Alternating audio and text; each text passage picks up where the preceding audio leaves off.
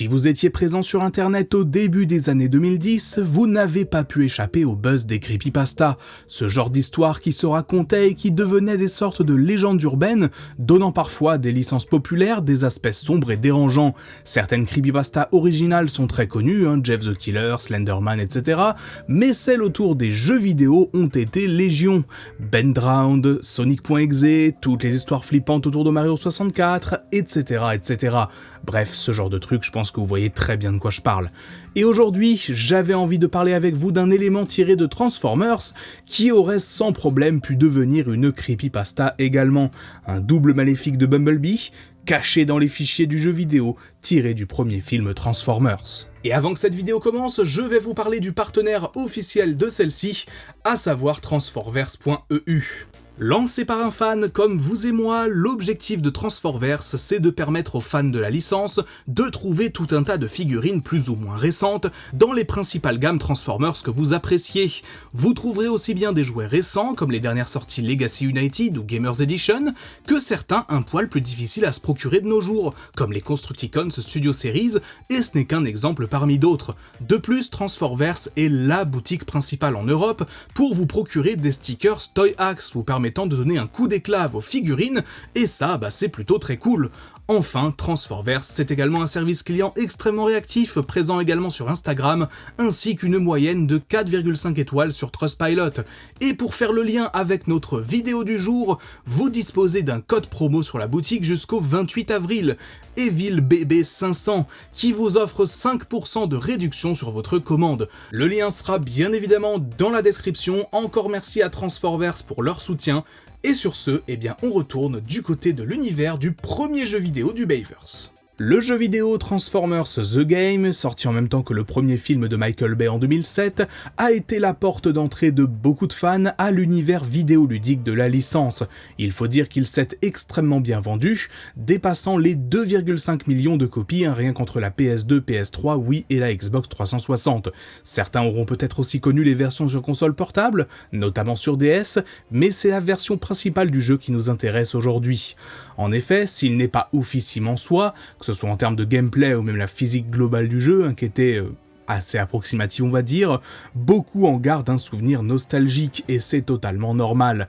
À l'époque, c'était le seul jeu Transformers largement accessible, 5 ans après l'adaptation d'Armada sur PS2 et bien avant War for Cybertron et Fall of Cybertron qui sont arrivés en 2010 et 2012. Et malgré ses nombreux défauts, c'était toujours cool de parcourir les différents niveaux avec les personnages que l'on apprécie, côté Autobots comme Decepticons, même si tous n'étaient pas jouables comme Ratchet, Bone Crusher et j'en passe. Avec internet et les communautés de fans qui se sont créées autour du jeu, Transformers The Game est très rapidement devenu un paradis pour les modeurs de jeux. Pour ceux qui ne seraient pas familiers avec le monde des jeux vidéo, un mod, c'est une modification apportée à un jeu par les joueurs eux-mêmes. Principalement, voire quasi exclusivement sur les jeux PC. Ça peut être pour rajouter des éléments absents du jeu de base, modifier certains points bien précis, que ce soit graphiquement ou en termes de contenu, ou même faire absolument n'importe quoi avec le moteur du jeu de base. Je pense que vous êtes nombreux à avoir vu passer des compilations de mods les plus fous sur des jeux comme Skyrim, Fallout, Doom et j'en passe. Il y a de véritables communautés autour de ces jeux qui les font vivre et continuent de les faire vivre aujourd'hui encore. Et donc pour revenir à Transformers The Game, le jeu est particulièrement permissif en termes de modding et par conséquent, les fans se sont très vite amusés à modifier des choses sur leur jeu. Cela a notamment permis de rendre jouables certains personnages comme Shockwave, car oui, Shockwave était dans le jeu avec un design plutôt sympa d'ailleurs, ou encore les nombreux drones existants du côté Autobots comme Decepticons. Depuis, on a eu aussi Fall of Cybertron et Rise of the Darkspark qui ont donné pas mal de modding, mais la communauté autour du jeu dérivé du premier film était toujours présente.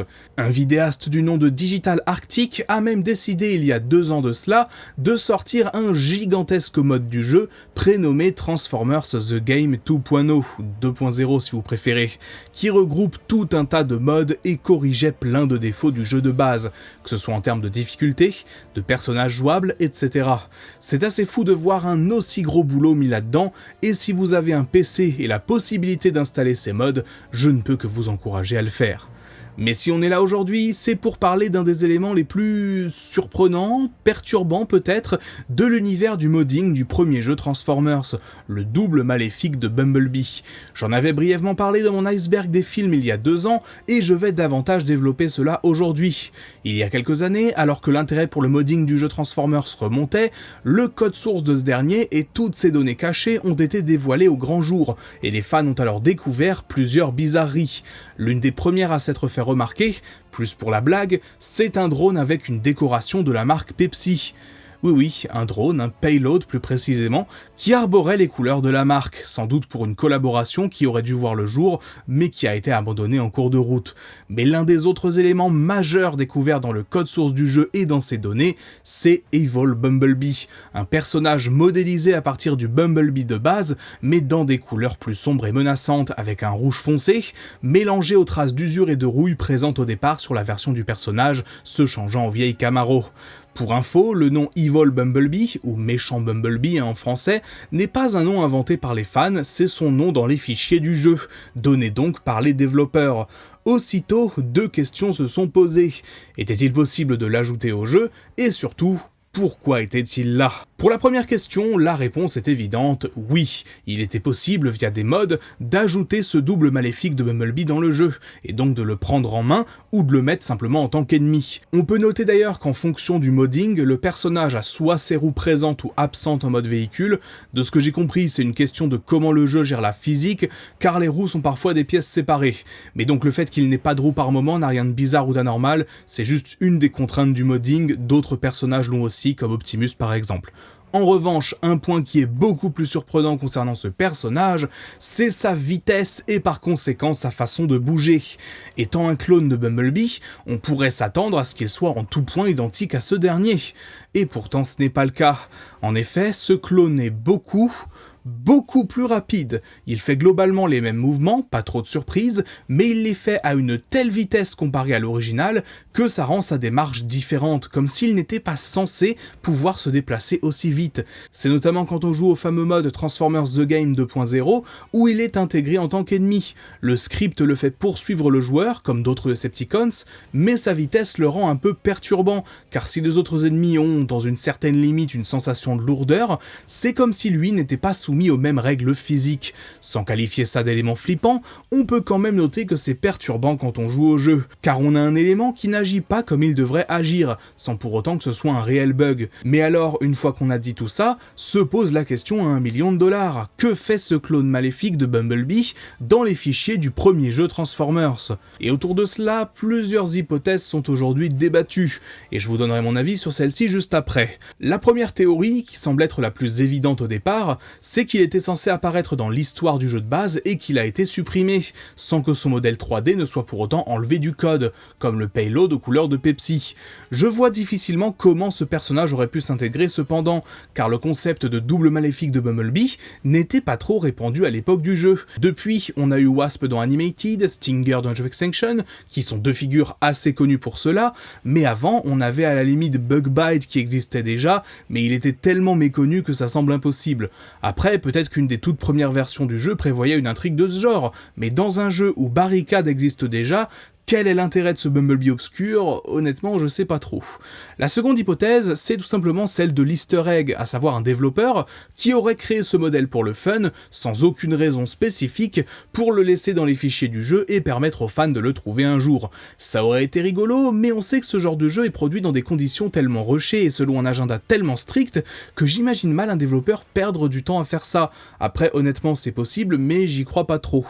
Enfin, la troisième et dernière théorie, c'est qu'il s'agit d'un vestige d'une version ultra primaire du jeu, où les niveaux et les différents tests ont été faits avec seulement un modèle 3D en main, celui de Bumblebee, qui aurait donc été recoloré pour représenter les ennemis dans les niveaux. C'est en tout cas la théorie soutenue par le créateur du mode Transformers The Game 2.0. D'après lui, ce clone de Bumblebee aurait été créé au tout début du processus de développement, alors que beaucoup de designs du film n'avaient pas été envoyés au studio, et que le principe de drone n'avait pas été implémenté. Les premiers mois de développement du jeu ont donc été centrés autour de Bumblebee, car les autres personnages n'étaient tout simplement pas encore conçus.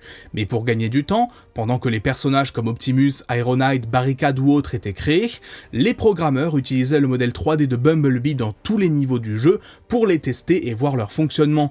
Et donc, pour tester les niveaux, il fallait quelque chose à mettre à l'emplacement des ennemis. Et donc c'est pour cela que Evil Bumblebee a été créé, comme un modèle 3D temporaire qui allait aider dans le développement.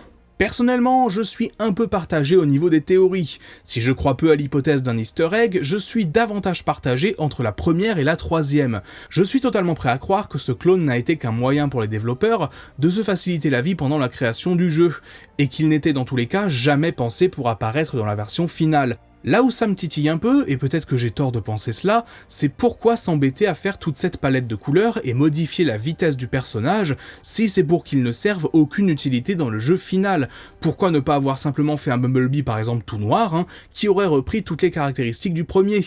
Honnêtement, je sais pas trop. Et d'ailleurs, autre question que je me pose à l'instant, mais pourquoi est-ce que le perso s'est pas simplement appelé Test ou Enemy Test au lieu de Evil Bumblebee? Je sais pas du tout.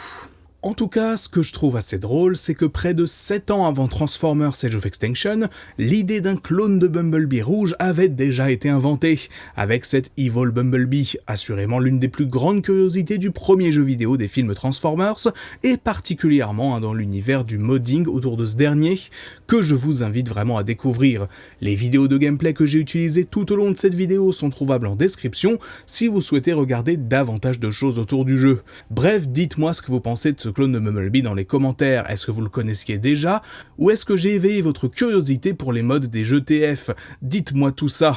Sur ce, merci d'avoir regardé cette vidéo, n'oubliez pas le petit pouce bleu pour soutenir la chaîne, et on se dit à très vite, c'était Magnus, portez-vous bien, ciao!